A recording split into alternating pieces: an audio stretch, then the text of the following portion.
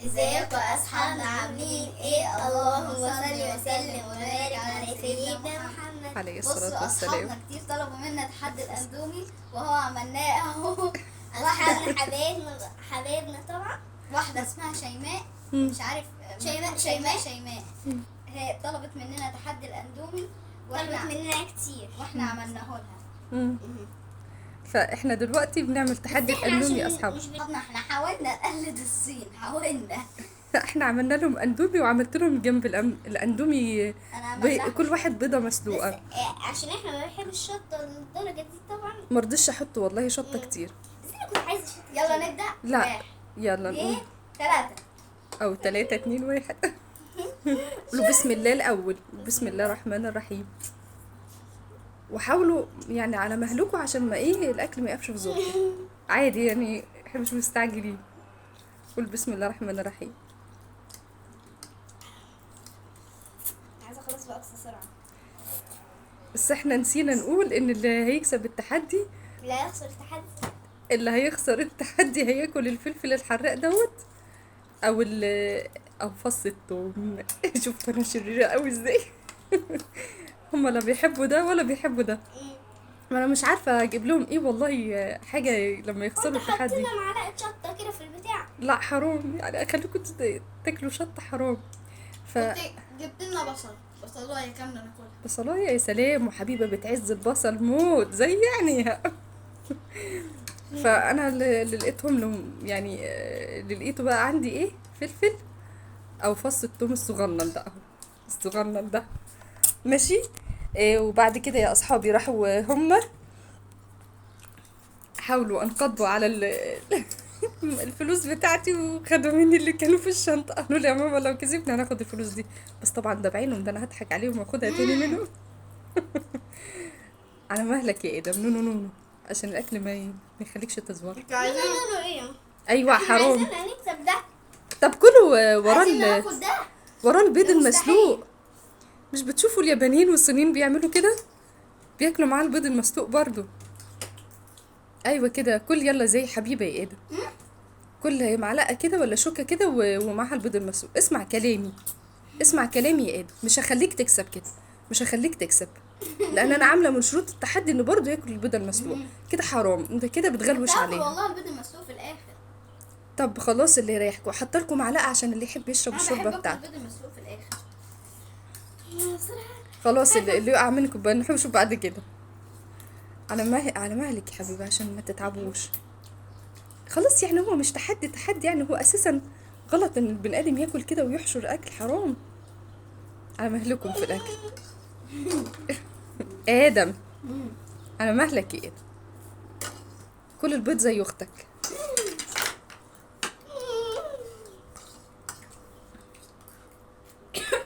شفتي؟ هاي الزورة طبعا. هو ادم بصلك لما خلصتيه. على مهلك يا حبيبي. المناديل عندكم في ميه، عايزه تشربي ميه؟ هي بتشرب ميه دلوقتي الشوربه. انتوا الاتنين خلصتوا، انتوا الاتنين شاطرين.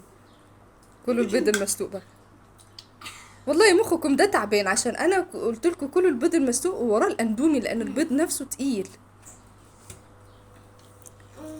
شفتي الاندومي كان هيخلي البيضايه تتبلع كده، مش هتبقي قادره تبلعيها.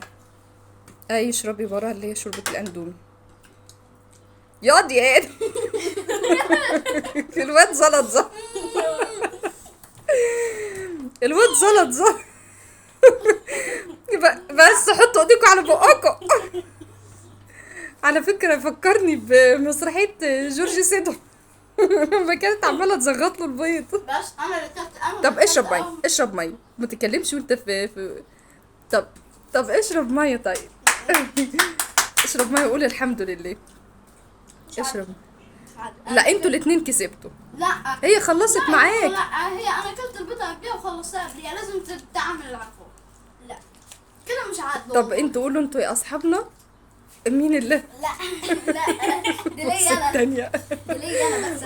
قولوا في الكومنتات طيب مين اللي كسب الاول. والله انا اتلهيت فبصيت على ادم. الشوربه محطوط فيها كتير قوي. تعالى اقعد طيب مكانك. ثاني بفكر لها في عقاب غيره. كنت فيها بصي طب دلوقتي يا اصحابنا هنعمل ايه طيب في العقاب؟ طب ثواني نعمل مسابقة حبيبة. على الشوربة اللي يخلص الأول. بس العيال بيحمرقوا برضه. كده ما انت التانية حبيبة دفست وشها في الطبق. يا بنت عمالة تزوري بلاش يخرب بيك. هتطلع في الروح اشربي مية اهو مية. الحق اجري بسرعة يا عم حسين. خلاص استنى يا عم الحاج، الواد ده حرام يا على فكرة. انت بتظلم. حط ايدك على بقك والمناديل عندك. بس خلاص انتوا الاتنين كسبتوا. انا ما بحبش اظلم حد، ما بحبش حد يزعل. خلاص يا حبيبه، هو في الحته دي ادم هو اللي كسب. لا خلاص خدي المناديل. اقعد طيب يا حبيبي اقعد. انت في حد تاني رايح له ليه؟ شفتوا بقى، انا ما بحبش اعمل التحديات عشان كده بتجروا ورا بعضيكم. مش عارفه الناس اللي بتاكل كميات كبيره دي وتقعد تحشر، وده غلط. انا والله حطيت حبه بسيطه جدا شطه، انتوا كنتوا عايزين تحطوا تاني، انا ما رضيتش عشان حرام ما تتعبوش. ايه رايكم يا جماعه؟ الشطه ما تتعبكمش بيقولوا غلط على ايه. مش قادره تاكلي ايه. طب ثواني روحي هاتي لي معلقه خل. على فكره والله الفلفل الحراق ده اشوف لك اخف واحد. لا على انت مش هتاكليه كله، وكلي اول قطمه. ثواني كأني طب والله العظيم من دوت مش حراق قوي، انا مختاره لك الصغنطط اللي زيك. بص يا اصحابي ماما مش هتضرك والله. هاتي لي معلقه خل وخلاص. يا بنت التعبيطه ده الخل افظع. انا عايزه الخل وانا هاخدها. شايفين يا اصحابنا بتحمرق ازاي في التحدي؟ خلاص مش هنعمل تحديات تاني. بصوا بقى يا جماعه، هي تاخد معلقه ملح. لا يا بنت انا بختار لك حاجه اسهل يا عبيطه. معلقه طب اخد يا بنت التعبيطه يا بنت. خد لها اول حته، لو لقيت دوت مش حرقها الدور. يعني انت عايزه خل؟ لا. طب يا اصحابنا هروح اجيب. عايزه خل؟ طيب انا هجيب يا اصحابنا قدامكم ازازه الخل، والله هجيبها واحط لها منها معلقه خل. استنونا. خد لها دلوقتي معلقه الخل. بصوا يا اصحابنا والله دي ازازه الخل فعلا ماشي، هو بس الخل دوت خفيف شويه مش مركز قوي. ادم دلوقتي بيحب يعمل خير كتير فهو اللي اتبرع ان هو يكب لها معلقه خل عشان انا بصور. بس خلاص كفايه. بس يا عم الحاج انت عيد مؤذي يا اخي. تعالي قربي. انت قربي طيب عشان بس يا كبت نص يا ادم خلاص يا ادم، ده انت مؤذي يا اخي. قرب لها الطبق. كب منها ده حبيبي. تعالي على الطبق طيب، تعالي على الطبق وتعالي على المقلب.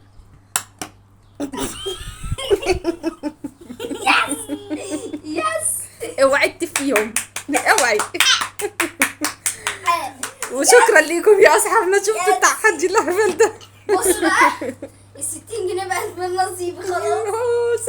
سرقني يا اصحابنا. يا رب يكون التحدي ده عجبكم، يا رب نكون كنا خفاف على قلبكم كده ويا رب لو في اي حاجه تاني انتوا تحبوها يعني اكتبوا لنا في الكومنتات، ويا رب نشوفكم على خير. ان شاء الله ده انا عذبت نفسي كاتب المعلقه اللي حطيت لها فيها الخل. نشوفكم على خير يا رب ان شاء الله، وفي تحدي جديد باذن الله. والسلام عليكم ورحمه الله وبركاته. يلا اعملوا سلام لاصحابكم.